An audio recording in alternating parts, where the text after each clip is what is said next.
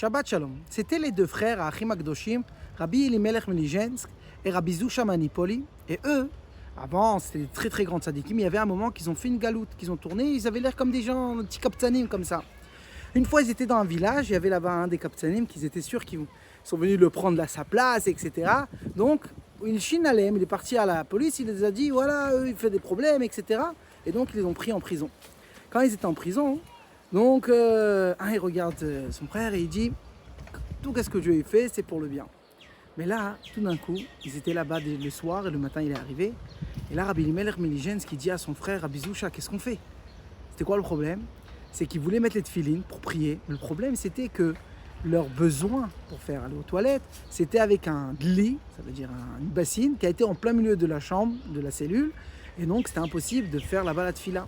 Oh, qu'est-ce qu'on fait? Il a commencé à être triste, etc. Et là, Rabbi Zusha, il a dit, mais je ne comprends pas. Le même Dieu qui nous a dit qu'on doit prier, c'est le même Dieu qui nous a dit que quand il y a de la saleté, donc on ne peut pas prier. Donc, on travaille maintenant. Dieu, à travers ça, qu'on ne prie pas. Il a dit, waouh, t'as raison. Alors viens, on va travailler à Kadosh Baruch Hu. Ils ont commencé à danser. Les autres prisonniers qui étaient autour d'eux, ils ont vu les deux frères qui dansent. Ils ont commencé aussi à danser avec eux. Et comme ça, toute la cellule, elle danse, elle danse. Tout d'un coup, le responsable de la prison, il entend des danses comme ça, des chants. Il rentre dans la cellule, il dit, qu'est-ce qui se passe? Pourquoi tout le monde danse ici? Alors ils ont dit, on ne sait pas, machin, c'est à cause de... Et là, il monte la bassine où il y avait là-bas tous les besoins, toute la saleté. Il dit, c'est à cause de ça. Il dit, quoi? À cause de ça? Si ça vous fait rigoler, je veux prendre ça et je veux me faire sortir. Et là, il a fait sortir. Rabbi Zusha, il regarde son frère et dit, non, maintenant, on peut commencer à prier. Et si vous voulez, ça, c'est le point aussi de notre parachat de Balak.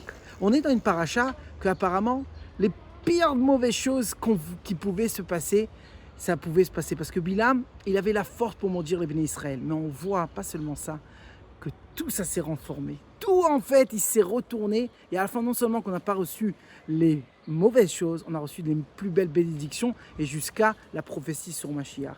Et c'est ça, en fait, le point de vue. Comment tu vois les choses, même des mauvaises choses que tu penses que c'est des mauvaises choses, sache que c'est pour ton bien. Juste change tes lunettes. Shabbat Shalom.